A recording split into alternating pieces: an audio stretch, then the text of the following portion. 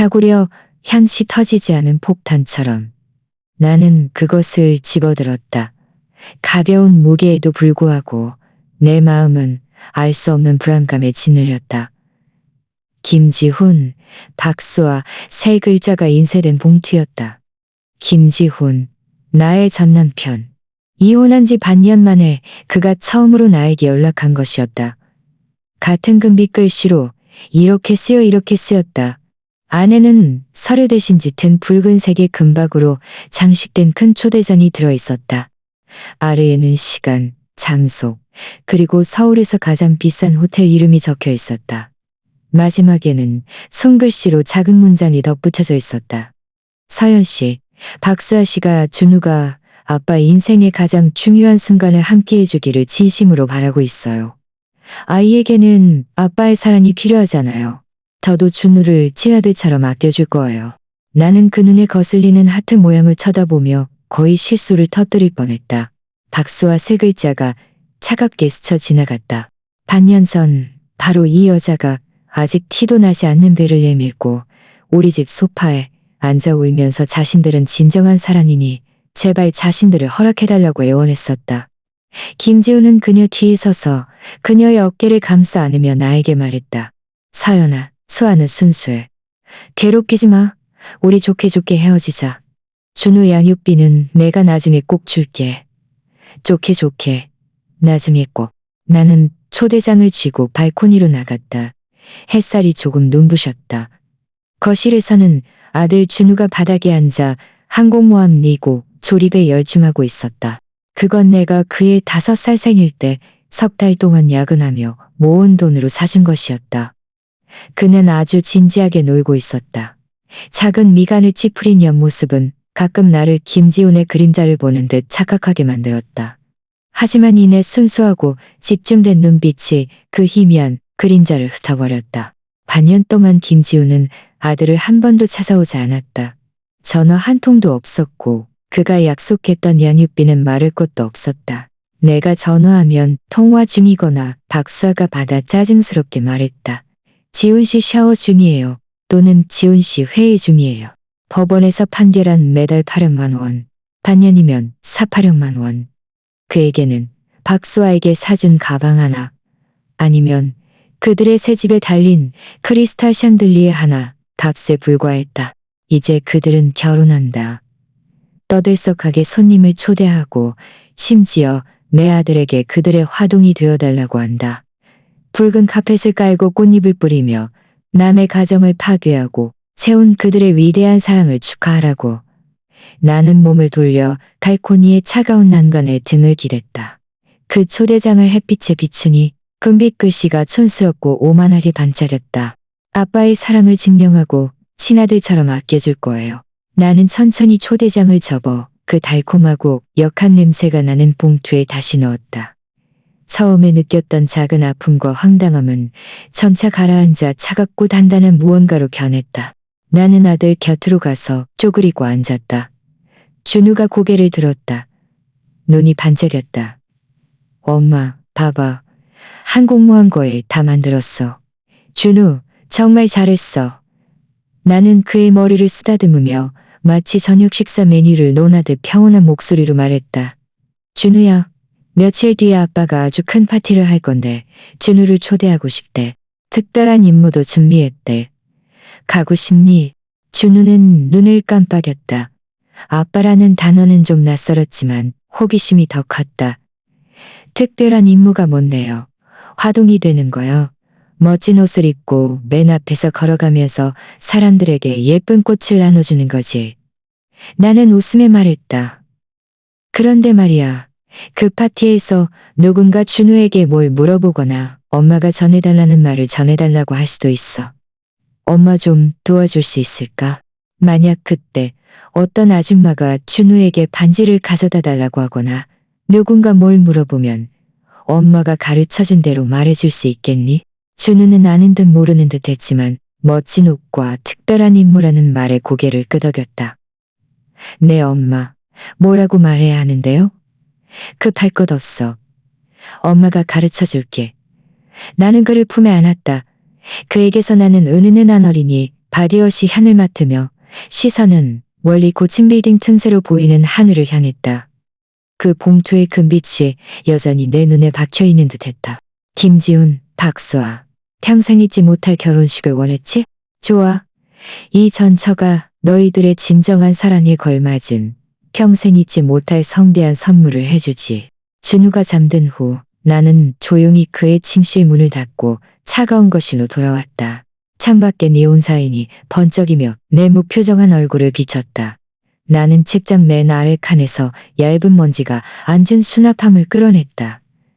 여러분이 부드러운 추억 대신 딱딱한 서류와 영수증들 뿐이었다. 맨 위에는 짙은 녹색의 이혼 증명서가 있었다. 나는 금박 글씨를 잠시 바라보다 주저없이 옆으로 주었다. 두꺼운 서류철에 깔끔하게 정리된 법원 판결문 사본, 재산 분할 합의서, 그리고 내가 손으로 쓴 목록이었다. 나는 그 목록을 꺼내 식탁에 앉았다. 스탠드를 켰다. 종이는 이미 조금 부드러워져 가장자리가 해져 있었다. 그 위에는 수많은 굴면의 밤 동안 내가 한 글자 한 글자 써내려간 준우가 태어난 순간부터 지금까지의 모든 큰 지출 내역이 적혀 있었다. 분유, 기저귀, 유아학원, 유치원 학비, 병원비. 그 뒤에는 구체적인 숫자와 날짜가 따라붙었다. 이것은 원래 내가 가장 고통스러웠던 시절, 그가 아무것도 해주지 않았다는 것을 스스로에게 상기시키기 위한 증거였고, 언젠가 그에게 따져 모를 나를 상상하며 준비했던 초고였다. 이제 때가 온 것 같았다. 하지만 이 일상적인 지출만으로는 부족했다. 턱없이 부족했다. 나는 휴대폰을 열어 달력을 넘겼다. 빨간 동그라미로 표시된 28일을 다시 한번 확인했다. 그리고 새 메모를 만들었다. 나는 법원에서 판결한 매달 800만 원의 양육비를 다시 계산하기 시작했다. 이혼 판결이 확정된 날부터 지금까지 정확히 6달, 총 800만 원이었다. 이것은 기본일 뿐이었다. 나는 휴대폰에 저장된 사진들을 꺼냈다. 예전에 변호사를 선임할 때 찍어둔 김지훈 회사 매출 일부와 그 명의의 투자용 부동산 감정 보고서였다. 이혼난 시그는 박수아의 인맥과 정보 차이를 이용해 대부분의 자산을 옮기거나 숨겼다. 나는 그때 심신이 지쳐 아들과 함께 빨리 그 늪에서 벗어나고 싶었기에 깊이 파고들지 못했다. 지금 보니 너무 쉽게 봐준 것이었다. 양육비 기준은 상대방의 실제 소득 상황에 따라 상향 조정될 수 있다고 변호사가 예전에 말했던 것을 떠올리며 나는 메모장에 새로운 숫자를 입력하기 시작했다. 김지훈의 현재 수입은 분명히 예전에 법정에 제출했던 것보다 훨씬 많을 것이다. 그와 박수아가 서울에서 가장 비싼 호텔을 빌리고 박수아에게 다이아몬드 반지를 사주고 온갖 치장을 하는데 쓴 금물 흐르든 낭비된 돈이 바로 그 증거였다. 나는 기업과 인터넷에서 찾을 수 있는 정보를 바탕으로 그의 회사 예상 매출 규모를 추정하고 비슷한 사례의 판결을 참고했다. 4,800만 원을 기본으로 계속해서 새로운 항목을 추가했다. 준우의 미래 교육 기금 선지급, 정신적 손해배상, 그리고 그의 고의적인 양육비 미지급으로 인한 추가 보상금까지. 키보드를 두드리다 보니 화면에 뜬 숫자는 나조차도 숨을 멈추게 하는 액수에 도달했다. 적지 않은 금액이었다.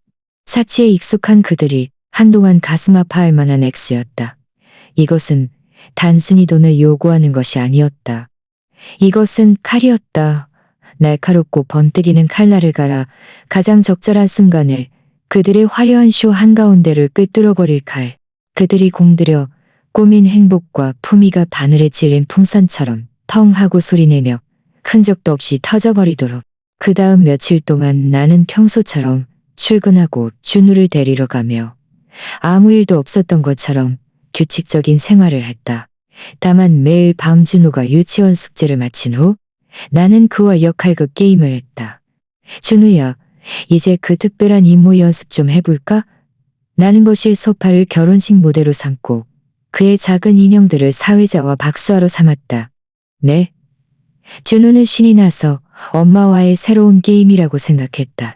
그날 준우는 멋진 옷을 입고 무대 위에 설 거야.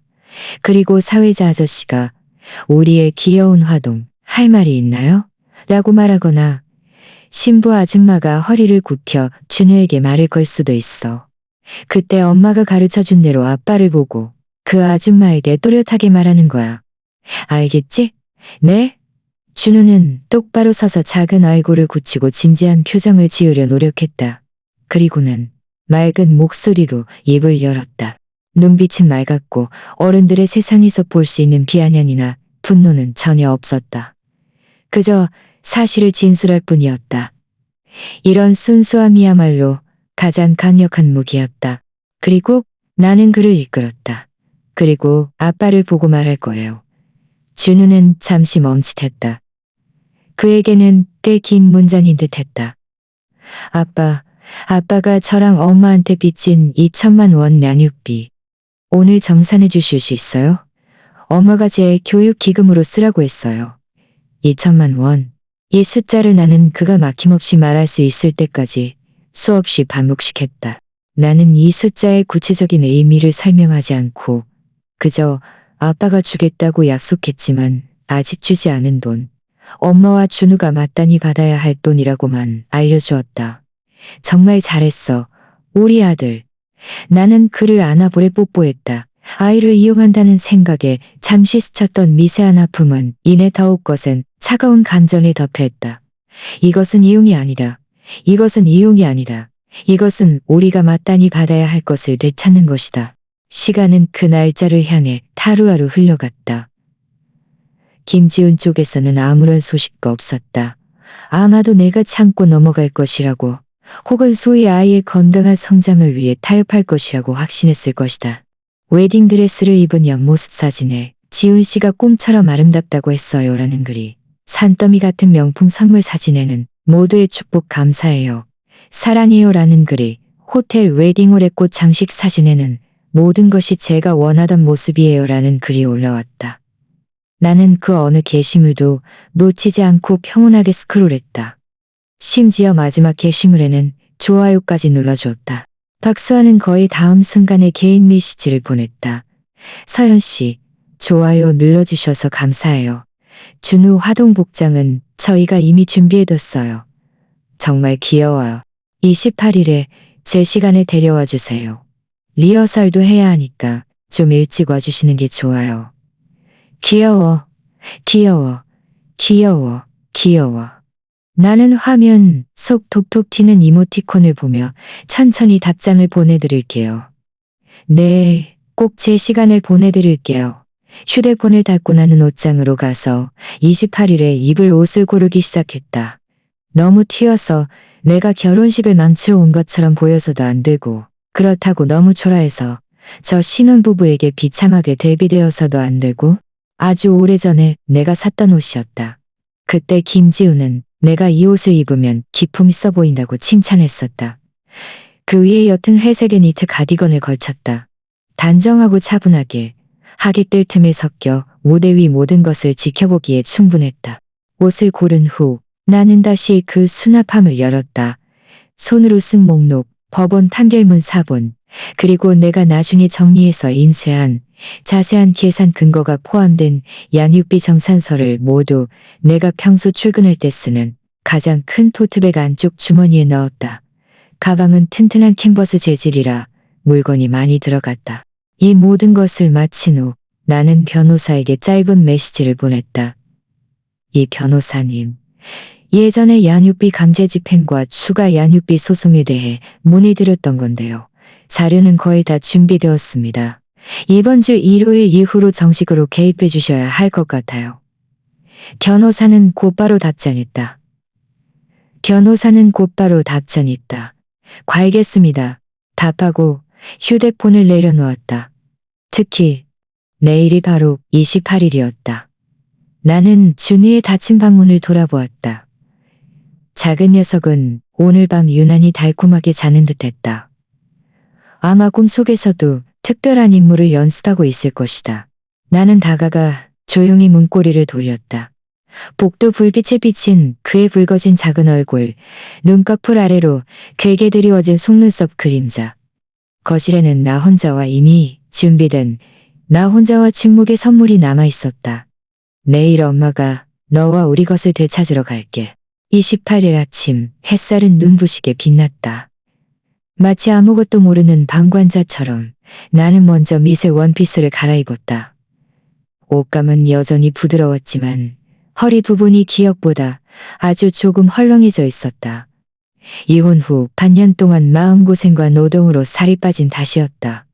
거울 속 여인의 얼굴은 평온했고 눈빛에는 아무런 파동도 없었다. 그 아래에 무엇이 가라앉아 있는지는 나 자신만이 알았다. 그리고 나는 옷장에서 김지훈이 보내온 작은 화동 복장을 꺼냈다. 작은 흰색 셔츠, 검은색 멜빵 반바지, 그리고 빨간색 나비 넥타이.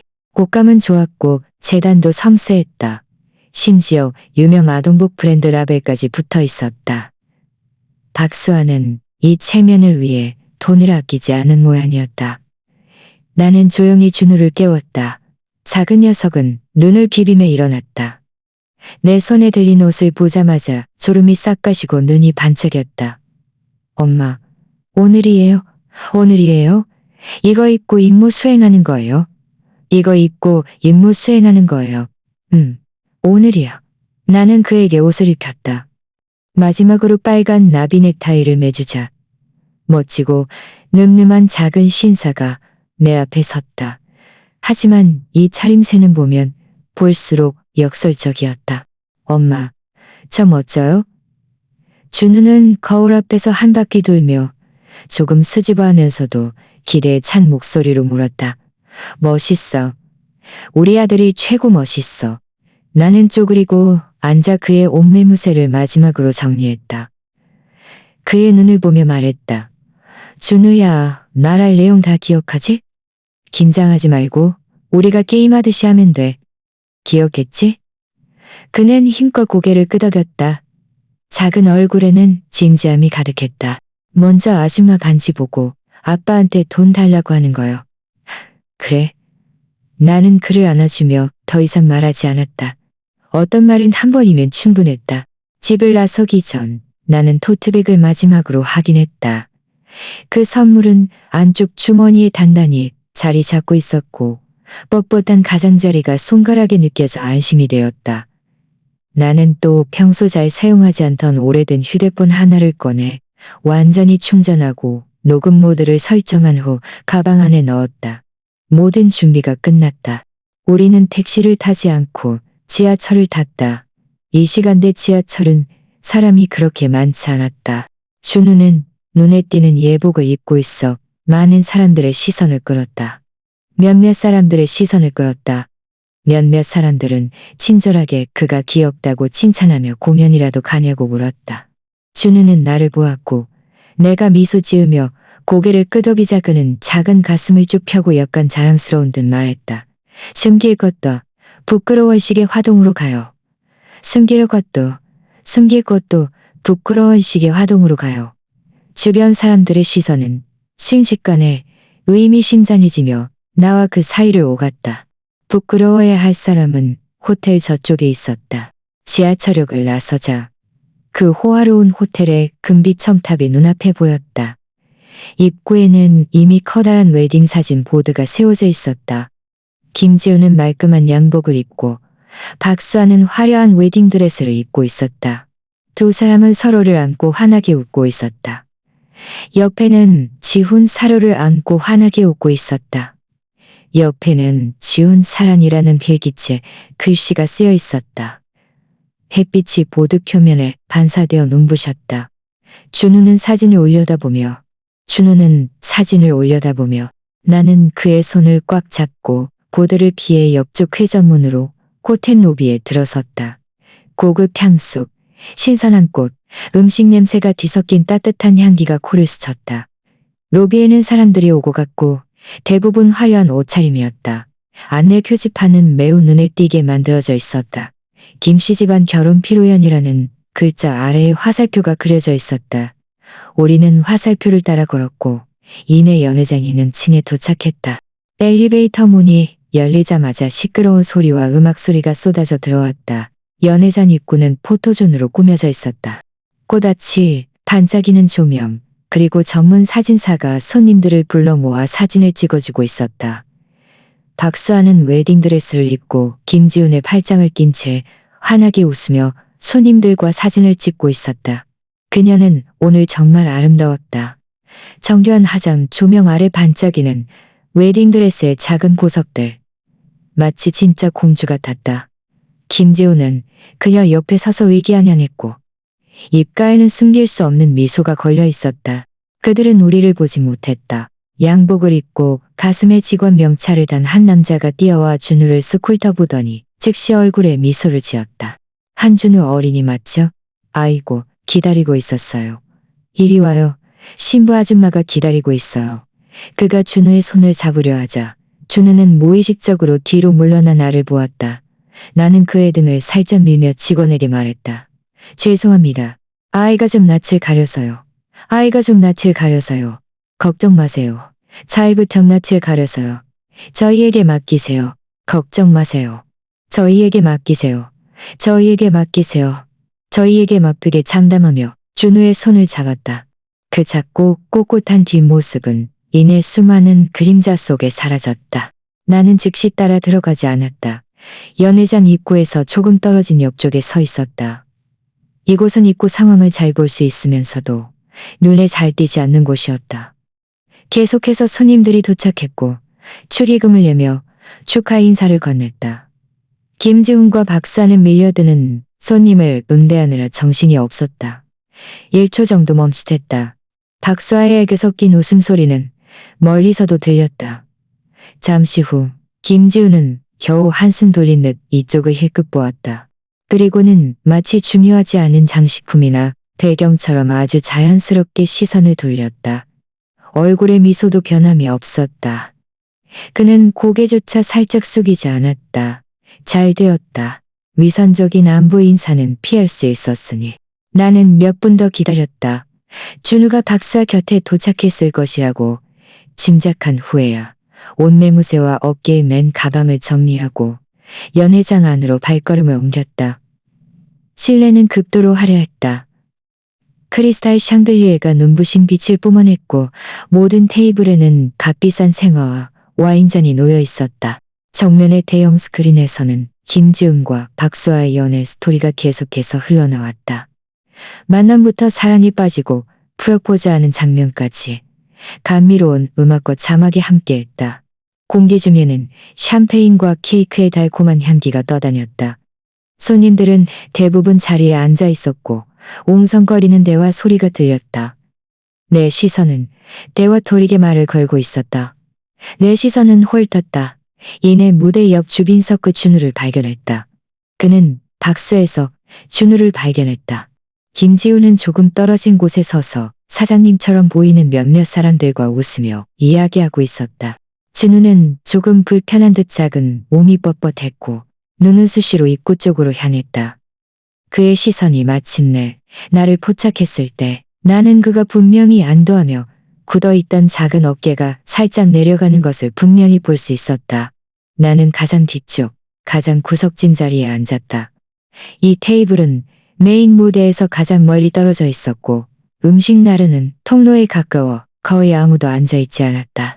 직원이 다가와 차를 따라주려 하자 나는 조용히 사과하며 무거운 토트백을 옆빈 의자에 놓았다. 음악이 바뀌었다. 더욱 웅장한 웨딩 행진곡이었다. 손님들은 점차 조용해지며 붉은 타펫이 깔린 통로 끝으로 시선을 던졌다. 나는 이제 고식이 시작될 것임을 알았다. 나는 찻잔을 들어 한 모금 마셨다. 차는 조금 뜨거웠지만 목으로 넘어가는 따뜻함이 오히려 나를 더욱 침착하게 만들었다. 나는 무대 위 장미로 장식된 거대한 하트 모양 장식을 바라보았다. 얼굴에 홍조를 띤 사회자가 마이크를 띈 사회자가 김지훈이 양복을 정리하고 무대 한쪽 지정된 위치에 서는 것을 보았다. 이제 곧 시작될 것이었다. 나는 찻잔을 내려놓고 토트백 안쪽 가장자리에 소리 없이 손가락을 얹었다. 조명이 어두워지고 무대 중앙과 붉은 카펫 시작점에만 몇 개의 조명이 비쳤다. 음악은 웅장하고 감미로웠다. 흔하디흔한 웨딩 행진곡이었지만 이 순간에는 유난히 귀에 거슬렸다. 손님들은 모두 목을 빼고 얼굴에 형식적인 축하 미소를 띤 채 닫힌 연회장 문을 바라보았다. 나는 가장 어두운 구석에 앉아 등을 꼿꼿이 세웠다. 손가락은 토트백 가장자리에서 떨어져 차가운 찻잔 벽이 살짝 얹혀 있었다. 도자기의 미세한 떨림만 느껴졌다. 저음이 너무 강해서 나는 떨림을 손끝으로 느낄 수 있었다. 이 미세한 진동이 손끝을 타고 올라와 오히려 내 심장을 더욱 평온하게 만들었다. 사회자는 훈련된 듯 열정적인 어조로 분위기를 띄우기 시작했다. 존경하는 내빈 여러분, 친지 여러분, 안녕하세요. 사랑과 희망이 가득한 오늘, 이 자리에 함께 모여 김지훈 씨와 박수아 씨의 인생에서 가장 중요한 행복한 순간을 함께 축하해 주셔서 감사합니다. 박수갈채가 터져 나왔다. 처음에는 듬성듬성했지만 이내 뜨거워졌다. 김지훈은 무대 한쪽에 서 있었다. 조명이 그의 옆팔구 윤곽을 비췄다. 그는 고개를 살짝 들고 입가에 미소를 띠고 있었다. 만족감으로 가득 찬 자신감 있는 표정이었다. 박수아는 아직 문 밖에서 화려하게 등장할 준비를 하고 있었다. 오늘 우리의 신랑은 멋지고 늠름하며 신부는 아름답고 매혹적입니다. 사회자는 상투적인 말을 계속했다. 그들의 사랑은 봄, 여름, 가을, 겨울을 겪고 사계절을 돌아 마침내 오늘 꽃을 피우고 결실을 맺어 부부가 됩니다. 먼저 가장 뜨거운 박수갈채로 오늘 가장 행복한 남자, 신랑 김지훈 씨를 앞으로 모시겠습니다. 박수갈채와 휘파람 소리 속에서 김지훈은 넥타이를 정리하고 두 걸음 앞으로 나아가 무대 중앙의 조명 아래에 섰다. 그는 목을 가다듬고 사회자가 건넨 마이크를 받았다. 붉은 카펫 끝, 꽃으로 장식된 곱게 닫힌 두 문을 향해 깊은 눈빛으로 바라보았다. 오늘 이 자리에 서니 감회가 새롭습니다. 그의 목소리가 스피커를 통해 들려왔다. 약간 의도적으로 낮춘 중저음이었다. 모든 친지, 여러분의 방문에 감사드립니다. 그리고 제 인생에서 가장 소중한 선물인 저의 수아를 만나게 해준 운명에 더더욱 감사합니다. 아래에서는 즉시 감탄사와 박수갈채가 터져 나왔다. 나는 찻잔을 들어 한 모금 더 마셨다. 차는 이미 미지근해져 있었다. 마시자 약간 씁쓸했다. 저와 수아의 이야기는 어쩌면 어떤 분들께는 다소 평범하지 않게 시작되었을지 모릅니다. 김지훈은 화제를 돌리며 다소 솔직하고 감격스러운 어조로 말했다. 하지만 우리는 서로가 진정한 사랑은 모든 형식과 내면의 목소리에 따르는 선택을 초월한다는 것을 알고 있습니다. 그녀는 선량하고 순수하며 마치 한 줄기 빛처럼 한때 방언했던 저의 인생길을 밝혀주었습니다. 그녀를 위해서, 그리고 곧 태어날 우리의 아기를 위해서 저는 저의 모든 것을 바쳐 그녀에게 가장 완벽하고 성대한 결혼식과 가장 따뜻한 가정을 선물할 것입니다. 아기라는 교정부를 할 것입니다. 아기라는 두적을 할 것입니다. 아기라는 두적으로 강조했고 진한 애정과 과시가 담겨 있었다. 분명히 이 속도 위반 결혼의 진정한 사랑 이야기는 이미 비밀이 아니었다. 나는 눈을 내리깔아 컵 속에서 몇 잔의 차시피 천천히 바닥으로 가야 하는 것을 보았다. 예전에도 그는 나에게 가정을 주겠다고 말했었다. 다만 그때 우리는 돈이 없었고 결혼식은 고향집 마당에서 잔치를 벌였다. 나는 빌린 웨딩드레스를 입었고 그는 얼굴이 벌겋게 취해 내 손을 잡고 마을 사람들에게 평생 나에게 잘하겠다고 말했다. 나중에 우리는 새빵에 옹기종기 살았고 그는 돈을 벌면 꼭 제대로 들면 나중에 그는 정말 돈을 벌었다. 하지만 다시 하는 결혼식의 상대는 다른 사람이 되어 있었다. 이제 사회자의 감동적인 목소리가 나의 생각을 다시 현재로 돌렸다. 숨을 멈추고 모든 시선과 축복을 그 행복의 문에 던져주십시오. 우리의 아름다운 신부를 그녀의 아버지와 함께 모시겠습니다. 연회장 문이 천천히 양옆으로 열렸다. 박수하는 아버지의 팔짱을 낀 채 문 앞에서 나타났다. 그녀는 과장된 보석과 크리스탈로 가득 찬 긴 트레인 웨딩드레스를 입고 있었다. 베일은 길게 뒤로 늘어져 있었고 얼굴의 화장은 완벽했으며 미소는 달콤했다. 문 밖 햇빛과 문 안 조명이 어우러져 그녀는 마치 빛을 발하는 듯했다. 그녀의 아버지는 배를 내밀고 있었고 얼굴에는 숨길 수 없는 의기양양함이 가득했다. 음악은 절정에 달했다. 박수하는 아버지의 팔짱을 낀 채 한 걸음 굵은 카펫을 밟으며 천천히 무대로 향했다. 한 걸음 한 걸음이 매우 느리고 안정적이었다. 그녀는 모든 시선이 자신에게 집중되는 것을 마음껏 즐기는 듯했다. 그녀가 지나가는 모든 테이블에서는 낮은 감탄사와 수군거림이 터져 나왔다. 아, 저 웨딩드레스 얼마짜리야? 박신의 딸 정말 복 받았네. 신랑 사업이 꽤 크다던데 선남선녀가 따로 없네. 글쎄, 전처도 오늘 왔다던데 애까지 데리고. 쉿, 조용히 해. 뒤쪽에 앉아있는 것 같던데 아주 낮게 깔린 모호한 수군거림이 드문드문 내 귀에 들려왔다. 나는 여전히 그 자리에 미동도 없이 앉아 있었다. 마치 구석에 버려진 조각상처럼. 나 자신만이 알았다. 내 시선은 빛나는 신부를 따라가지 않고 무대 옆 그림자 속에 단단히 고정되어 있었다는 것을.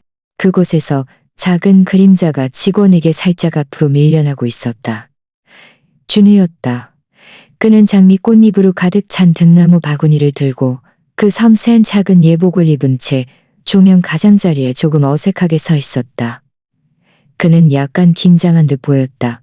작은 손으로 꽃바구니 손잡이를 꽉 잡고 눈은 계속해서 아래쪽 내가 앉아있는 방향을 살폈다. 나는 아이의 시선을 마주하며 거의 알아차릴 수 없을 정도로 살짝 고개를 끄덕였다. 그 동작은 너무 작아서 거의 보이지 않았지만 그가 보았다는 것을 나는 알았다. 왜냐하면 다음 순간 그가 깊은 숨을 들이쉬고 작은 가슴을 쭉 펴는 것을 보았기 때문이다. 표정은 여전히 약간 굳어 있었지만 그 막막하고 어색한 느낌은 조금 사라졌다. 박수아는 마침내 붉은 카펫 끝에 다다랐다. 그녀의 아버지는 그녀의 손을 그곳에서 이미 오른손을 내밀고 있던 김지훈의 손에 정중하게 넘겨주었다. 음악이 바뀌고 사회자는 더욱 감미로운 어조로 그들의 만남과 사랑의 감동적인 세부 사항을 이야기하기 시작했다. 대형 스크린에는 그들이 여행하며 찍을 로맨틱한 사진과 짧은 영상들이 함께 흘러나왔다. 나는 냉정하게 바라보았다. 사진 속 몇몇 배경은 나에게도 익숙했다. 우리가 가려고 계획했지만 여러 가지 이유로 결국 가지 못했던 곳들이었다. 짧은 영상 속 박수하는 꽃처럼 웃고 있었고 김지우는 내가 보지 못했던 아낌없는 애정 어린 눈빛으로 그녀를 바라보고 있었다. 정말 멋진 한 쌍의 연인이군요. 이제 사회자는 목소리를 높이며 기쁨에 가득 찬 목소리로 말했다. 이제 우리 사랑의 작은 천사, 귀여운 화동이 신랑 신부에게 사랑의 반지를 전해드리겠습니다. 박수갈채로 한준우 어린이를 환영해 주십시오. 박수갈채가 다시 터져나왔지만 이전과는 달리 뭔가 다른 것들이 섞여 있는 듯했다. 호기심 어린, 탐색하는, 심지어 약간 어색한 미세한 소리들이었다. 참석자 중 많은 사람들이 이 아이가 누구인지 알고 있었으니까. 준우는 직원에게 다시 살짝 밀려나서야 옆쪽에서 무대 중앙으로 발걸음을 옮겼다. 그는 아주 천천히 조심스럽게 걸었다. 눈은 발밑을 보고 있었고 손에 들린 작은 꽃바구니는 그의 움직임에 따라 살랑거리며 안의 꽃잎들이 소리 없이 흔들렸다. 스포트라이트가 그에게 비치자 그는 더욱 가늘고 외로워 보였다. 그는 마침내 김지훈과 박수 앞에 섰다. 멈춰 서서 먼저 김지훈을 보았다. 김지훈의 얼굴에는 미소가 걸려 있었지만 그 미소는 어딘가 굳어 있었다. 그는 손을 뻗어 준우의 머리를 쓰다듬으려 했지만 준우는 살짝 움찔하며 김지훈의 손을 피했다. 김지훈의 손을 피했다. 김지훈의 손은 어색하게 허공에 멈춰 있다가 이내 내려와 준우의 어깨를 두드렸다. 동작은 앞으로 내밀며 반지를 두드렸다. 준호는 아무 말 없이 작은 꽃바구니를 앞에 섰다. 박수아는 얼굴에 완벽한 미소를 띠고 있었다. 그녀는 허리를 굽히며 꿀처럼 달콤한 목소리로 말했다. 고마워, 아가. 정말 잘했어. 그렇게 말하며 그녀는 꽃잎 속에서 백조 모양의 작은 상자를 꺼내 열었다. 안에는 크고 작은 2개의 다이아몬드 반지가 조명 아래 차갑고 눈부시게 반짝였다. 그녀는 먼저 남자 반지를 집어 김지훈의 약지에 부드럽게 끼워주었다.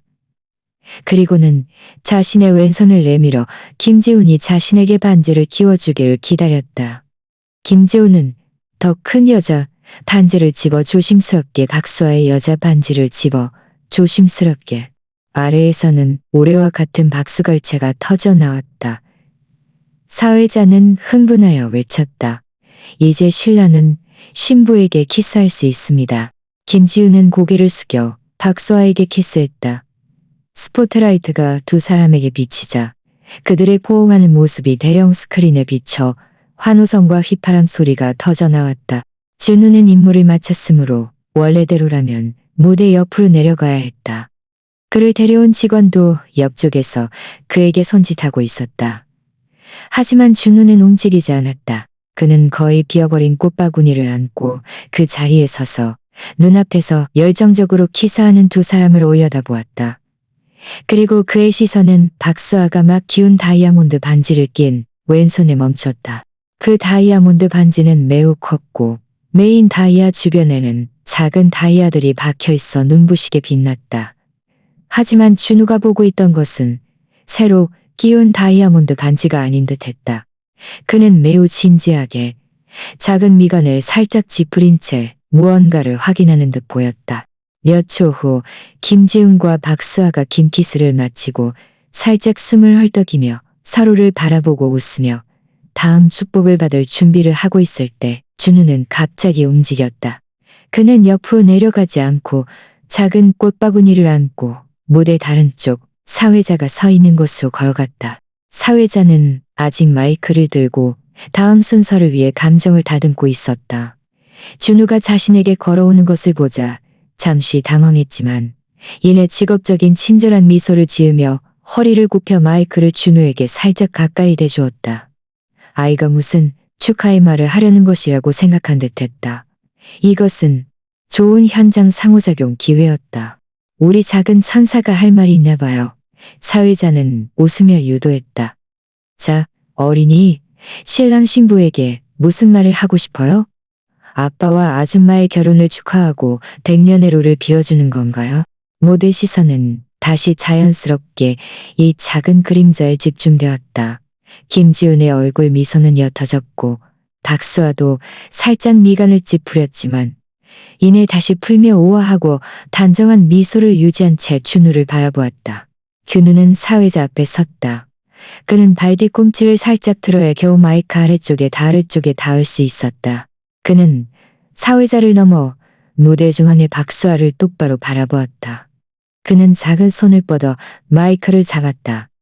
이 동작은 그를 더욱 앙증맞게 만들었지만 그리고 그의 맑고 아직 젖비린내 나는 목소리가 연회장 구석구석에 또렷하게 울려 퍼졌다.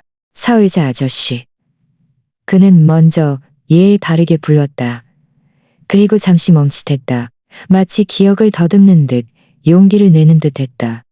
이어서 그는 한 글자 매우 또렷하게 말했다. 아줌마. 말이 끝나자 마치 끓는 기름솥에 얼음 조각이 떨어진 듯했다. 날카로운 괴놈은 없었지만 그 순간의 죽음 같은 침묵은 어떤 소리보다도 숨막히게 했다. 배경 음악조차도 마치 멈춘 듯 어떤 음표에 걸려 헛되이 오문거리다가 완전히 사라졌다. 텅 빈 연회장에는 주방 에어컨 송풍구에서 나는 미세한 옴 소리만이 들렸다. 이 소리는 지금 듣기에는 어떤 불길한 한숨처럼 들렸다. 모든 시선은 박수아의 왼손에 박혔다. 그녀의 달콤한 미소는 아직 완전히 사라지지 않은 채 입가에 굳어 있었다. 하지만 눈빛에는 이미 갑작스러운 당황과 혼란이 가득했다. 그녀는 거의 무의식적으로 재빨리 왼손을 든 뒤로 숨기려 했지만 이 동작은 모든 시선이 집중된 상황에서 더욱 감추려 할수록 드러나는 어설픈 모습이었다. 숨기려다 말고 멈칫했다. 손가락이 미세하게 떨렸다.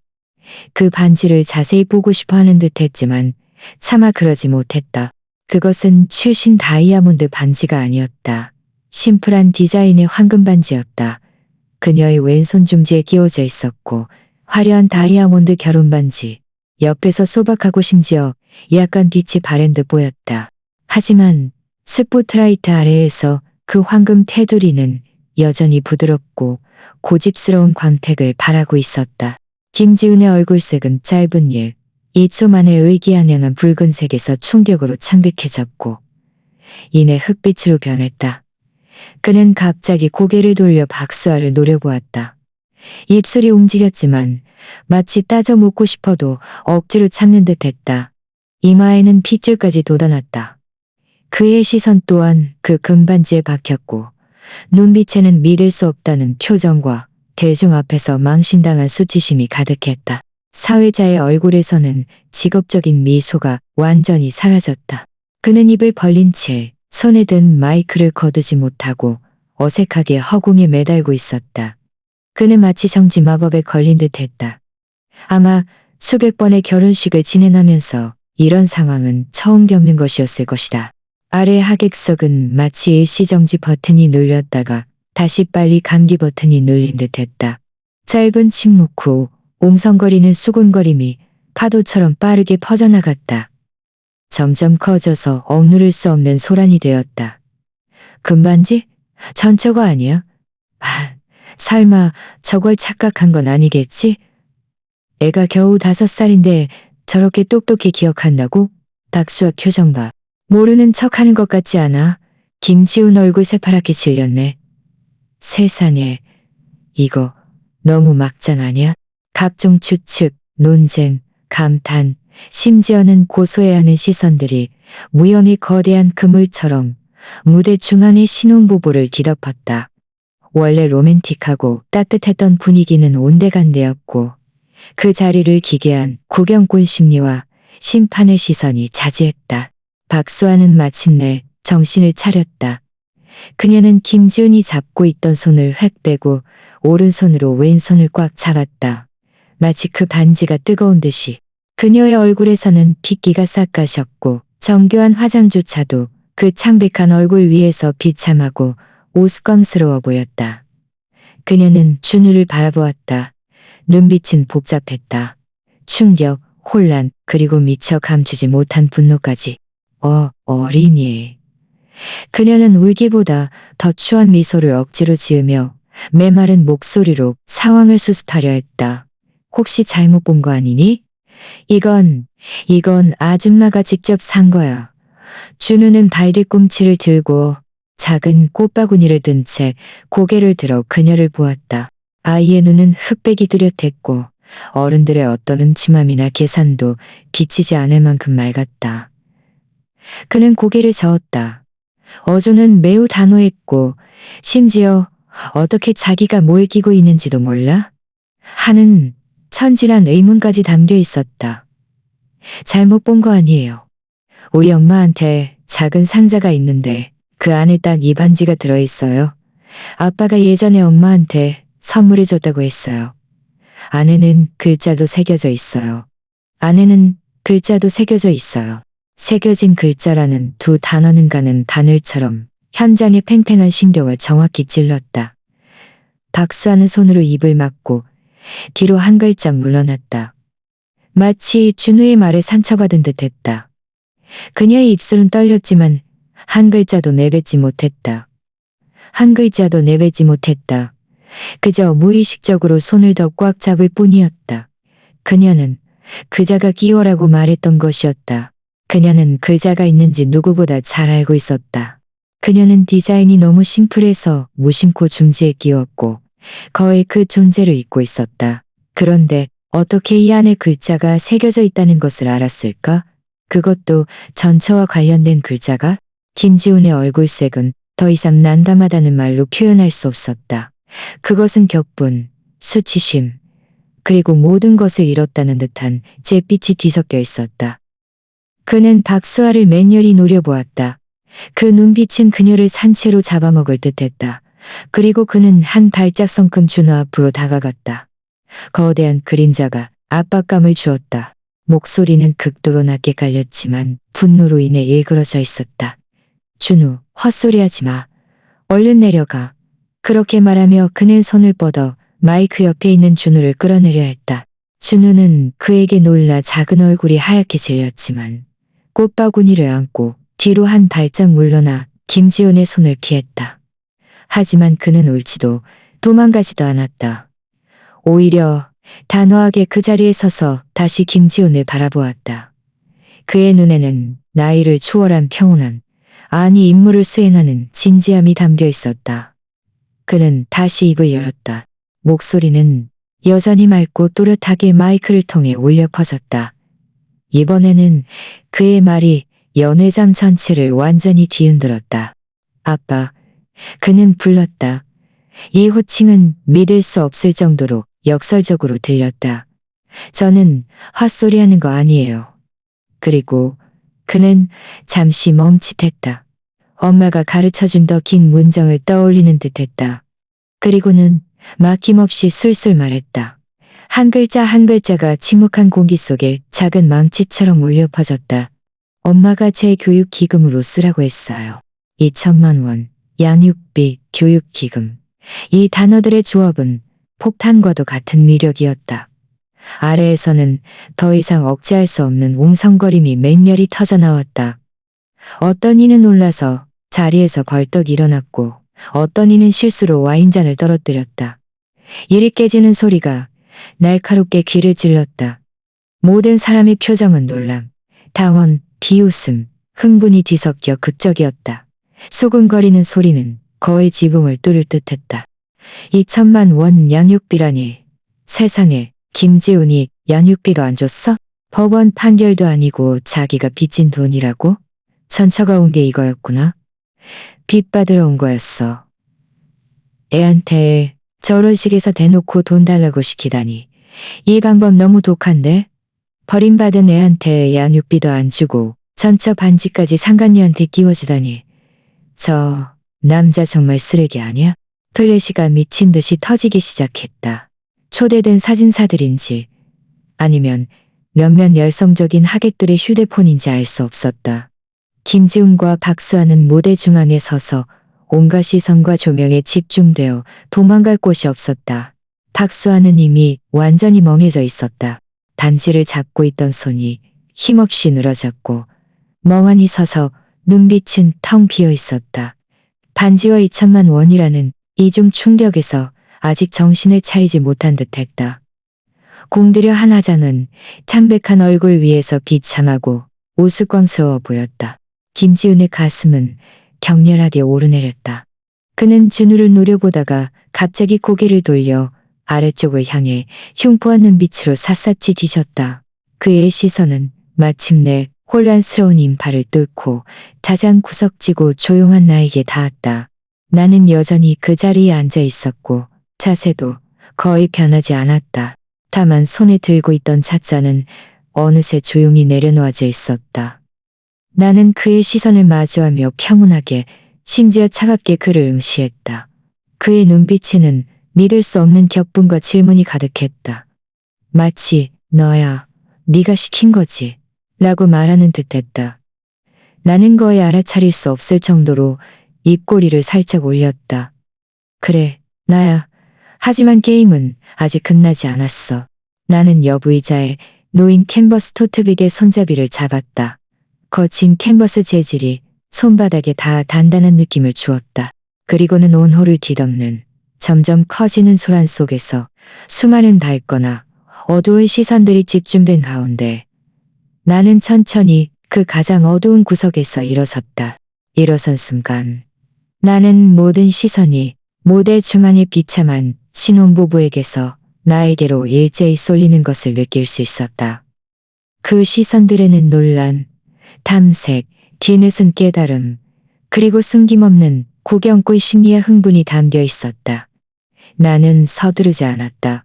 먼저 침착하게 캔버스 토트백을 들어 발을 걸었다. 가방은 무게감이 있어 팔에 안정적으로 매달려 있었다. 그리고 나서야 나는 연회장 옆쪽의 눈에 잘 띄지 않는 통로를 따라 걸어 나갔다. 무대 쪽으로 향하지 않고 하이힐이 매끄러운 대리석 바닥을 또렷하고 안정적인 소리로 두드렸다. 이 과도한 충격으로 인해 기괴할 정도로 고요해진 공간 속에서 그 소리는 유난히 돋보였다. 나는 김지훈의 시선이 불타는 바늘처럼 나에게 고정되어 있는 것을 느낄 수 있었다. 만약 시선이 사람을 죽일 수 있다면 나는 지금쯤 만신창이가 되었을 것이다. 박수아도 마침내 멍한 상태에서 조금 정신을 차렸다.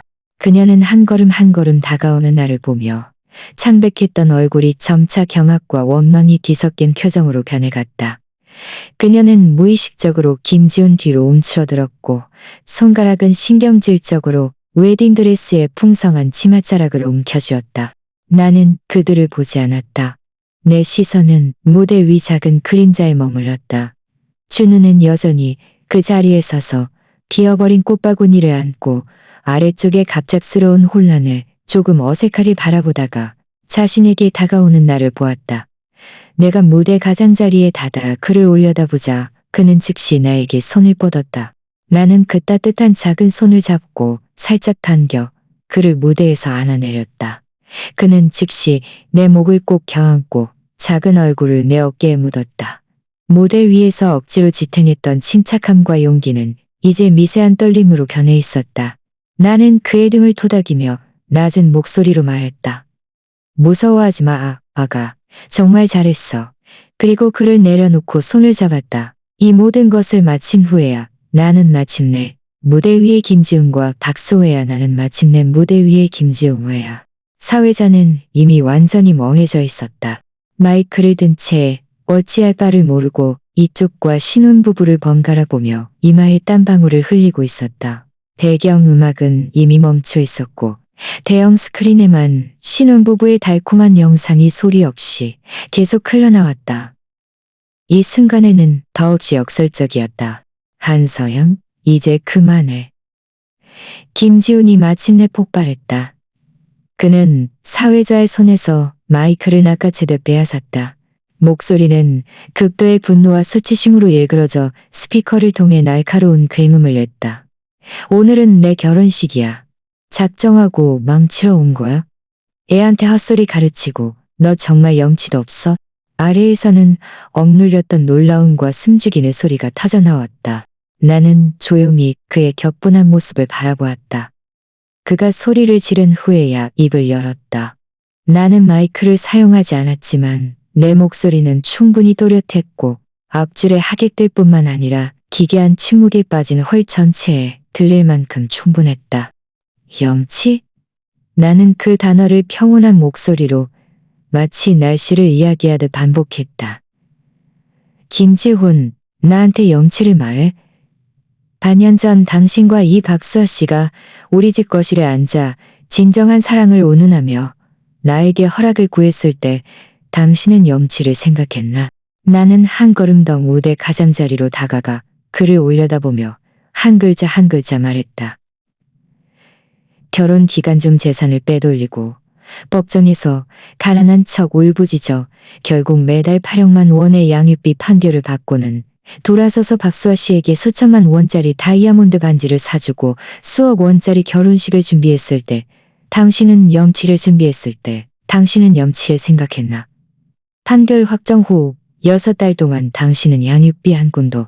그런데 오늘 초대장을 보내서 내 아들에게 당신이 사준 옷을 입히고 당신의 결혼과 아직 태어나지 않은 아기의 화동이 되어 레드카펫을 깔아달라고 했을 때 당신은 영치를 생각했나? 내 말은 빠르지 않았고 목소리도 높지 않았다. 하지만 한 문장 한 문장 말할 때마다 김지훈의 얼굴은 더욱 굳어졌고 박수아는 한 발짝씩 뒤로 움츠러들었다. 아래는 정적이 휩싸였고 내 또렷한 목소리만이 울려 퍼졌다.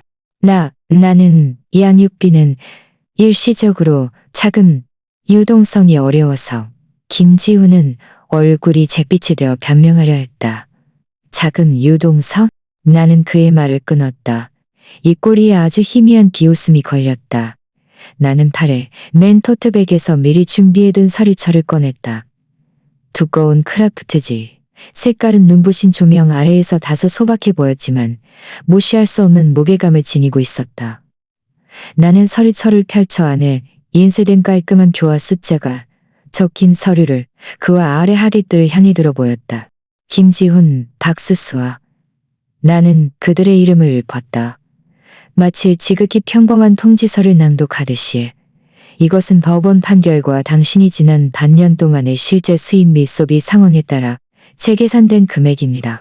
오늘까지 당신이 미지급한 양육비, 준우의 미래 교육 기금산 지급, 그리고 당신의 고의적인 미지급으로 발생한 관련 보상금을 합하여 총 2037만 6,548원입니다.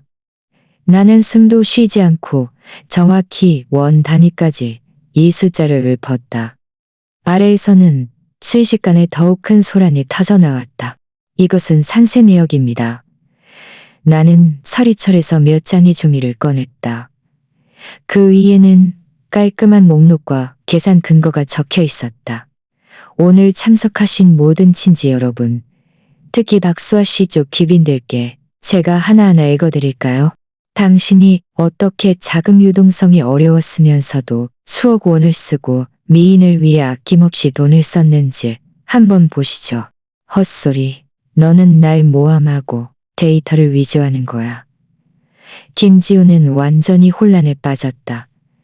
그가 나를 가리키는 손은 떨렸고 목소리는 날카롭게 변형되어 있었다. 한서연, 경고하는데 여기서 더 이상 유언비어를 퍼뜨려 내 결혼식을 망치면 너를 명예훼손으로 고소할 거야. 고소? 나는 뭔가 우스운 이야기를 들은 듯 희미하게 웃었다. 그의 얼굴을 훑어보고 그 뒤에 서서 창백한 얼굴로 휘청거리는 박수아를 훑어보았다. 마지막으로 박수아의 금반지를 낀 왼손의 시선을 멈췄다. 나를 고소하기 전에 김지훈, 당신은 먼저 당신의 현부인이 끼고 있는 WK Our Wife Forever라고 새겨진 그 금반지가 어떻게 내 보석함에서 그의 손으로 넘어갔는지 설명해야 하지 않겠나. 나는 그 영어, 단어를 조용히 반복했다. 비록 어리지만 평생 한서연만 사랑하겠다는 몇 글자는 알아볼 수 있겠지? 쿵! 이번에는 아래의 소란이 거의 통제불능 상태가 되었다. 2천만 원 양육비가 그저 금전적인 문제였다면 이 새겨진 글자 반지의 등장은 이 진정한 사랑 결혼식의 위선을 완전히 산산조각 낸 것이었다. 박수아는 더 이상 버티지 못했다. 그녀는 비명을 지르며 갑자기 손을 들어 그 금반지를 빼내려 했다. 하지만 손가락이 떨려서인지 반지가 너무 꽉 쥐어서인지 몇 번 힘껏 잡아당겼지만 빠지지 않았다. 오히려 그 황금 테두리는 조명 아래에서 더욱 눈에 띄게 빛났다. 그녀는 무너져 울기 시작했다. 눈물 젖은 꽃처럼 우는 것이 아니라 어떤 계획이 완전히 실패하고 체면을 구긴 절기였다. 아니야. 나는 몰라. 지훈 씨, 나한테 말해줘. 이게 사실이 아니라고 말해줘. 그녀는 김지훈의 팔을 잡고 힘껏 흔들었다. 웨딩드레스 베일도 흩어졌다. 김지훈은 그녀의 행동에 얼굴이 붉고 하얗게 변하며 그녀의 행동에 얼굴이 붉고 하얗게 변했다. 그는 극도로 광란적이고 무기력한 상황에 빠져 있었다. 그가 나를 노려보는 눈빛은 원망으로 가득했지만 동시에 모든 것을 잃었다는 허장성세가 비쳐 보였다. 나는 침착하게 서류를 정리해 가방에 다시 넣었다. 그리고 준우의 손을 잡았다. 김지훈, 2037만 2,548원. 내 목소리는 평온했지만 반박할 수 없는 힘이 담겨 있었다. 당신에게 사흘의 시간을 주겠어. 사흘 안에 이 돈이 나와 준우의 계좌로 입금되지 않으면 당신이 받게 될 것은 단순히 정산서가 아니라 법원의 소환장과 강제집행 통지서가 될 거야. 오늘 이 자리에 계신 모든 분들이 증인입니다. 말을 마친 나는 더 이상 무대 위에 완전히 웃음거리가 된 신혼부부를 보지 않았다. 아래의 각양각색의 표정을 한 하객들도 보지 않았다. 준우의 손을 잡고 왔던 통로를 따라 연회장 출구로 걸어갔다. 내 뒤는 잠시 죽은 듯 고요해졌다가 이내 억제할 수 없는 거대한 소란이 터져 나왔다. 수근거리는 소리, 심지어는 참지 못하고 터져 나오는 낮은 웃음소리까지 들렸다. 나는 이 순간부터 나와 김지훈 사이에 남아있던 마지막 위선적인 체면이 그 금반지의 비밀과 2천만 원 양육비 영수증과 함께 이 화려하고 차가운 결혼식장에서 완전히 찢겨버렸다는 것을 알았다. 그리고 나는 마침내 나의 주도권을 되찾았다. 연회장 문에 다다르자 눈부신 햇살이 아무런 가림막 없이 쏟아져 내렸다. 조금 눈부셨다. 나는 눈을 가늘게 뜨고 바깥의 시원한 공기를 깊이 들이마셨다. 내 뒤에 혼란스러운 아수라장을 완전히 차단했다. 엄마. 준우가 작은 목소리로 나를 불렀다. 고개를 들었다. 고개를 들었다. 우리 집에 가는 거예요. 집에 가자. 나는 쪼그리고 앉아 그의 살짝 비뚤어진 나비 넥타이를 고쳐주었다. 그의 아직 불안감이 서린 눈을 보며 진지하게 말했다. 준우, 오늘 정말 용감했어. 엄마를 지켜줬고 우리가 마땅히 받아야 할 것을 지켜줬어. 준우는 엄마의 작은 영웅이야. 준우는 눈을 깜빡였다. 작은 영웅이라는 단어를 소화하는 듯 했다. 그리고는 천천히 수줍으면서도 안도하는 미소를 지었다. 나도 웃었다. 그의 손을 잡고 말했다. 가자. 엄마가 우리 작은 영웅한테 아이스크림 사줄게. 우리는 호텔의 화려하지만 텅 빈 로비를 가로질렀다. 회전문이 뒤의 세상을 완전히 차단했다. 나는 진정한 정사는 이제 막 시작되었을지도 모른다는 것을 알았다. 하지만 적어도 첫걸음은 우리가 멋지게 내디뎠다. 그것도 모든 사람 앞에서. 아이스크림 가게 안은 에어컨이 빵빵하게 나와 시원했고 공기 중에는 달콤한 크림과 과일 향기가 떠다녔다. 준우는 내 맞은편에 앉아 초콜릿 견과류 아이스크림 한 그릇을 양손으로 들고 코끝에 갈색 아이스크림을 묻힌 채 먹고 있었다. 그는 아주 집중해서 아주 만족스럽게 먹고 있었다. 마치 당금 호텔에서 어른들이라면 무너져 내릴 만한 소동이 그저 조금 이상한 놀이기구를 탄 것에 불과한 듯했다. 내 앞에는 레몬 물 한 잔이 놓여 있었다. 나는 조금씩 마셨다. 차갑고 새콤한 액체가 목을 넘어갔고 남아있던 약간의 답답함을 씻어주었다. 휴대폰이 가방 안에서 소리 없이, 휴대폰이 가방 안에서 소리 없이 한 번, 또 한 번 진동했다. 이어서 마치 발작이라도 한 듯 계속해서 와르르 울렸다. 김지훈의 고함, 박수아의 울음소리, 사회자의 어색한 수습, 하객들의 흥분된 수군거림과 휴대폰 촬영.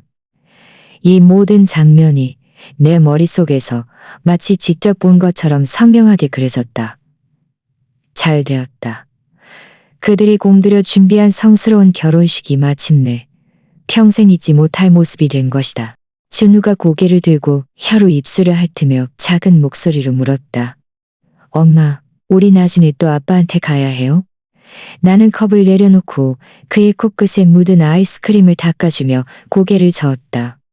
아니, 그럴 필요 없어. 아빠가 먼저 너를 찾아오고 그리고 나서.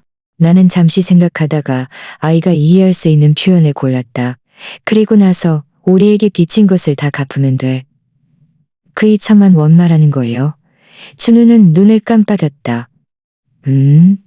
그 돈도 있고 다른 것도 많아. 다른 것도 많아. 나는 그의 머리를 쓰다듬었다. 하지만 그건 어른들 일이야. 그 돈은 일이야. 준우는 오늘 정말 잘했고 아주 용감했다는 것만 기억하는데 나중에 아빠나 그 아줌마가 준우를 혼자 찾아오거나 이상한 날에 준우를 혼자 찾아오거나 이내 방금의 질문은 머릿속에서 사라졌다. 아이들의 세상은 이렇다. 아무리 큰 파도도 눈앞의 달콤한 음식으로 쉽게 가라앉는다. 내 휴대폰이 마침내 잠잠해졌다. 나는 그때서야 휴대폰을 꺼내 잠금 화면을 풀었다. 부재중 메시지와 전화 알림 숫자가 눈에 띄었다. 대부분 모르는 번호였는데 아마 오늘 현장에 있던 호기심 많은 사람들이나 걱정하는 친지들일 것이다.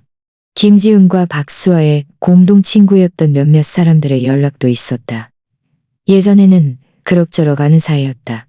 나는 어떤 메시지도 열어보지 않고 알림을 모두 지웠다.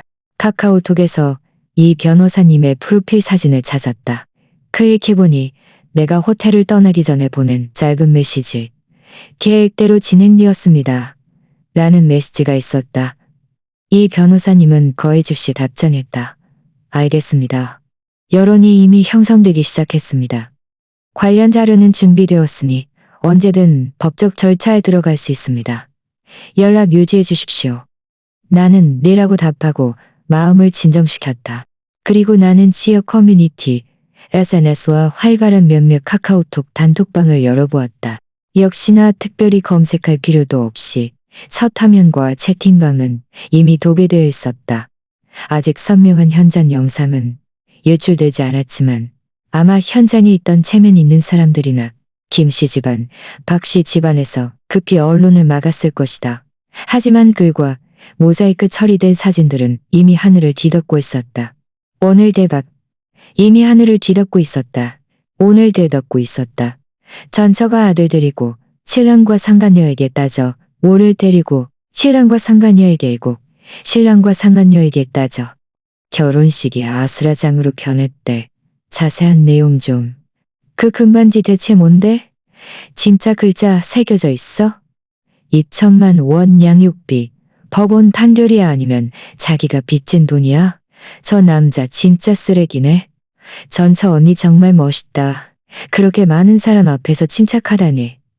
애는 너무 불쌍하다. 친아빠한테 저렇게 이용당하다니. 각종 추측과 과장된 현장 목격담, 김지훈과 박수아에 대한 조롱, 나에 대한 찬양이나 동정심이 뒤섞여 놀라운 속도로 퍼져나갔다. 비록 핵심 인물들의 이름은 이니셜이나 C 등으로 대체되었지만 내막을 조금이라도 아는 사람들은 모두 누구를 지칭하는지 알 수 있었다. 나는 무표정하게 이 정보들을 훑어보았다. 여론은 양날의 검이었다. 잘 쓰면 나에게 힘을 실어주지만 잘못 쓰면 역풍을 맞을 수도 있었다. 하지만 현재로서는 나에게 유리하게 돌아가고 있었다. 김지우는 체면과 사업을 가장 중요하게 생각하지 않나. 그렇다면 그들이 공들여 계획한 완벽한 결혼식을 모두가 아는 웃음거리와 뒷담화로 만들어주지. 막 이메일을 보고 있는데 익숙한 번호로 전화가 걸려왔다. 김지훈의 어머니, 나의 전 시어머니였다. 전화가 몇 번 울리자 나는 끊었다. 곧바로 다시 걸려왔다. 나는 또 끊었다. 세 번째 울릴 때 나는 이 번호를 바로 차단했다. 나는 그녀가 무슨 말을 할지 알고 있었다. 기껏해야 내 아들의 좋은 날을 망쳤다고, 내가 아이를 망쳐놨다고, 내가 깐깐하게 군다고 비난하고, 마지막에는 정에 호소하며 예정 생각해서, 그리고 아이 생각해서 더 이상 일을 크게 만들지 말라고 할 것이다. 예정? 그녀의 아들이 상간녀를 데리고 집에 들어와 재산을 빼돌리고 반년 동안 아이에게 양육비 한 푼도 주지 않았을 때 왜 아무도 나에게 예정을 말하지 않았나? 전 시어머니를 차단하자마자 휴대폰에 문자 메시지가 도착했다. 이번에는 박수아의 어머니였다. 몇 번 얼굴을 본 적이 있을 뿐이지만 항상 나를 곁눈질로 보던 여자였다. 메시지는 길었고 격렬한 어조로 가득했다. 나를 심성이 고약하고 고의적으로 딸의 행복을 파괴했으며 아이를 교사하여 그들 집안의 체면을 완전히 망쳤다고 비난했다. 당장 유언 뻗들이는 것을 멈추지 않으면, 당장 유언비어 컷들이는 것을 멈추지 않으면 가만두지 않겠다고 경고했다. 나는 메시지를 다 읽고 그저 실수했다. 아이스크림을 다 먹은 준우는 만족스럽게 배를 두드렸다. 나는 그를 화장실로 데려가 깨끗이 닦아주고 그와 함께 시원한 아이스크림 가게를 나섰다. 오후의 햇살은 여전히 따가웠다. 집으로 돌아와 준우를 재운 후 나는 비로소 밀려드는 정보들을 처리할 시간을 가졌다. 휴대폰을 모음으로 설정하고 블루투스 이어폰만 연결한 후 중요하지 않은 번호와 메시지들을 걸러냈다. 모두 무시하거나 차단했다. 예전에 괜찮은 관계였고 진심으로 상황을 걱정해주는 몇몇 친구들에게는 괜찮아, 걱정해줘서 고마워라고 짧게 답장하고 더 이상 말하지 않았다. 그리고 나는 컴퓨터를 켜 클라우드 저장소에 로그인했다. 그 안에는 암호화된 파일 폴더가 있었다. 지난 반년 동안 내가 여러 합법적인 경로를 통해 수집한 김지훈 회사 운영 상황, 자산 변동에 대한 일부 단편적인 정보와 단서들, 그리고 그가 박수아에게 명품을 사주고 결혼식을 준비하는 데 쓴 일부 소비 기록들이 저장되어 있었다. 어떤 것들은 그들 스스로 아사나스에 올린 게시물이나 공동 친구들을 통해 우연히 흘러나온 정보들을 정리한 것이었다. 비록 완벽하지 않아 법정에서 직접적인 증거가 되기에는 부족했지만 오늘 결혼식에서 공개적으로 터뜨린 2천만 원 청구서와 반지 사건과 결합하면 여론과 협상에서 강력한 압력으로 작용하기에 충분했다. 나는 그중 핵심적인 부분들을 정리했다. 그리고 오늘 결혼식 현장에서 촬영되었을 가능성이 있는 나와 준우가 떠난 후 현장의 혼란스러운 모습에 대한 묘사도 첨부했다. 이 부분은 여성적인 네티즌이 나에게 보내준 것이었는데 비록 흐릿했지만 대략적인 현장 상황을 짐작할 수 있는 짧은 영상들이었다. 이 모든 것을 묵거이 변호사님에게 보냈다. 이 모든 것을 마쳤을 때 창밖은 이미 어둑해져 있었다. 나는 일어나 물 한 잔을 따르고 창가에 섰다. 도시의 불빛이 촘촘히 켜져 멀리서 보면 마치 침묵하는 은하수 같았다. 휴대폰이 주머니에서 다시 한번 진동했다. 이번에는 완전히 모르는 지역 유선전화 번호였다. 나는 이어폰을 끼고 전화를 받았다. 아무 말도 하지 않았다. 전화 너머에서 억눌린 분노가 담긴 남자의 목소리가 들려왔다. 김지훈이었다. 그의 목소리는 지쳐 쓰러질 듯하면서도 억지로 버티는 듯한 짜증과 원망이 배어 있었다. 결혼식장에서의 의기양양함은 온데간데 없었고 심지어 어제 전화에서 들렸던 그 거친 허장성세마저 사라져 있었다. 남은 것은 항복 후의 차가운 허탈감뿐이었다. 말해. 나는 한 단어만 답했다. 전화 너머는 이 3초 동안 침묵했다. 그의 거친 숨소리만 들렸다. 돈 2037만 6,548원. 그는 한 글자 한 글자 한 글자마다 피 묻은 송곳니 사이에서 억지로 뱉어내는 듯했다. 반지는 내일 사람 시켜서 네 아파트 관리실로 보낼게. 계좌 이체 영수증은 내 이메일로 보내. 반지는 너나 박수아가 직접 내 손에 전해줘야 해. 장소, 시간은 내가 정할게. 내 목소리는 흔들림 없이 요구 사항을 진술했다. 한서연, 적당히 해. 그가 억지로 눌러왔던 화기가 다시 치솟았지만 이내 힘없이 사그라들며 거의 애원하는 듯한 원망으로 변했다. 수아는 지금 아예 나갈 수도 없어. 너는 대체 뭘 더 원하는 거야? 그건 당신들 사정이고. 나는 조금도 흔들리지 않았다. 내일 오전 10시 강남역 사거리 인근 카페 창가 3번째 테이블. 당신들 둘 중 누가 와도 상관없어. 나는 10분만 기다릴 거야. 그 후에는 당신들이 반환을 거부하는 것으로 간주하고 이것을 새로운 증거로 제출할 거야. 그는 화가 치밀었지만 어찌할 도리가 없었다. 그는 내가 말한 대로 할 것임을 알고 있었다. 이 여론의 폭풍과 있을지도 모르는 법적 소송을 그는 더 이상 감당할 수 없었다. 박씨 집안에서 그에게 가하는 압력은 아마 나보다 더 클 것이다. 좋아. 마침내 그는 목구멍에서 이 단어를 쥐어짜내듯 뱉었다. 마치 마지막 키메라 쓰는 듯했다. 내일 10시. 계좌 이체 영수증은 5분 안에 확인하고 싶어. 나는 덧붙였다. 그리고 전화를 끊었다. 휴대폰을 내려놓고 컴퓨터 화면을 보았다. 시간은 11시 55분을 가리키고 있었다. 기다리는 매 순간이 길게 늘어지는 듯했다. 11시 57분. 컴퓨터 화면에서 이메일 아이콘이 한 번 깜빡이며 새 메일이 왔음을 알렸다. 나는 클릭했다. 김지훈의 개인 이메일에서 온 것이었다. 첨부 파일은 전자 영수증 캡처 사진이었다. 송금인 김지훈, 출신인 한서연. 금액은 정확히 원 단위까지, 한 푼도 단위까지. 나는 사진을 확대해 모든 숫자와 정보를 꼼꼼히 확인했다. 그리고 내 인터넷 뱅킹 계좌에 로그인했다. 잔액 변동 알림이 떴다. 긴 숫자가 내 계좌 잔액에 조용히 찍혀 있었다. 2037, 16,548원. 들어왔다. 정말 들어왔다. 상상했던 광희도 눈물도 없었다. 그저 무겁고 단단한 무언가가 천천히 가라앉는 느낌이었다. 마치 오랫동안 가슴을 짓눌렀던 거대한 바위가 갑자기 치워진 듯 일시적으로 적응하기 어려운 빈 공간이 남았다. 하지만 이내 신선한 공기가 들이닥치며 거의 탈진할 것 같은 가벼움을 주었다. 나는 솥받은 바지에 기대어 길게 한숨을 내쉬었다.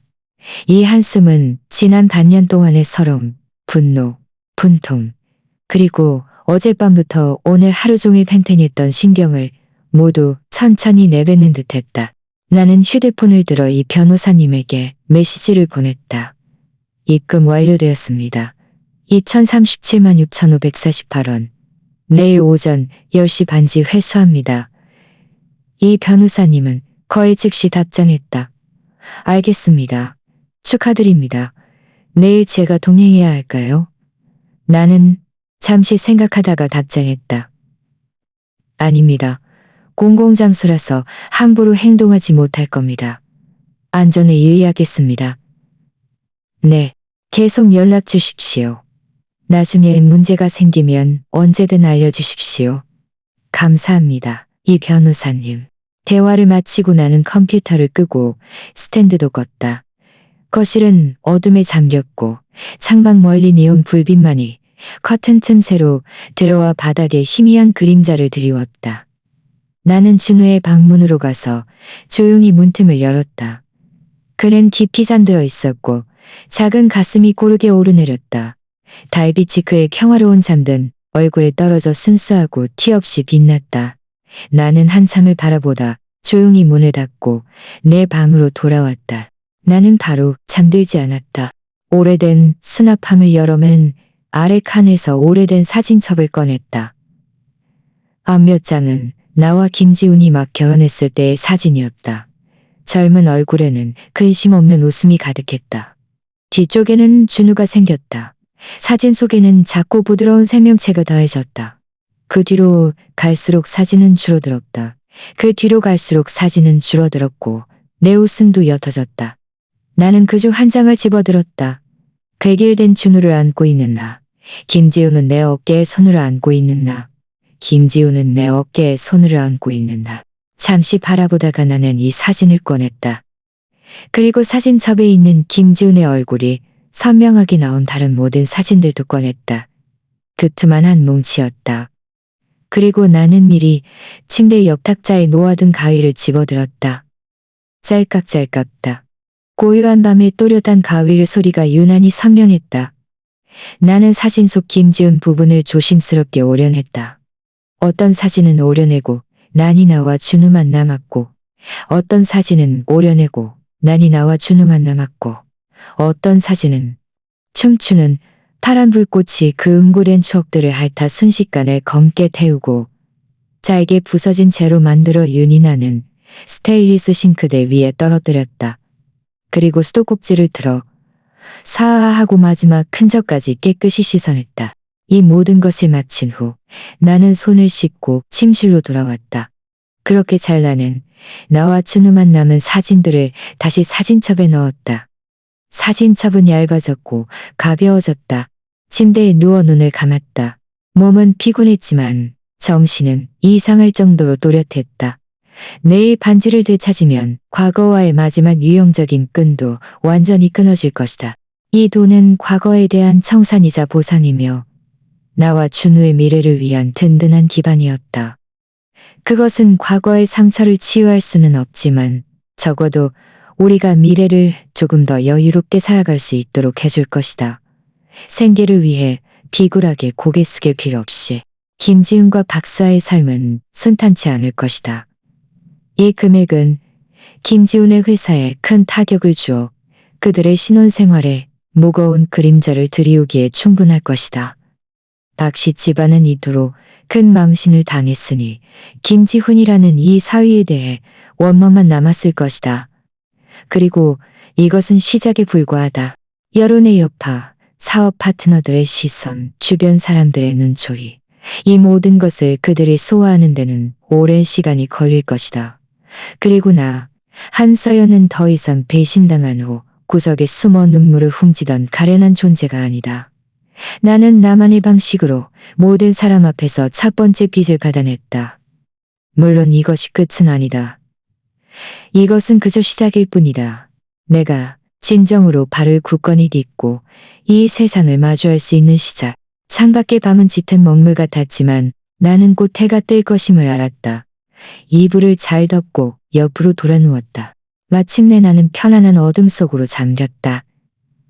내일은 내일에 할 일이 있을 것이고 미래는 아직 길다. 친애하는 독자 여러분, 이 이야기를 다 들으시고 작가와 나누고 싶은 이야기가 있으신가요? 댓글로 남겨주시면 편집자가 모두 작가에게 전달하겠습니다. 편집자는 또한 이 이야기를 좋아하는 친구들에게 추천하여 더 많은 사람들이 들을 수 있기를 바랍니다. 다시 한번 경청해 주셔서 감사합니다. 다음 만남을 기대합니다.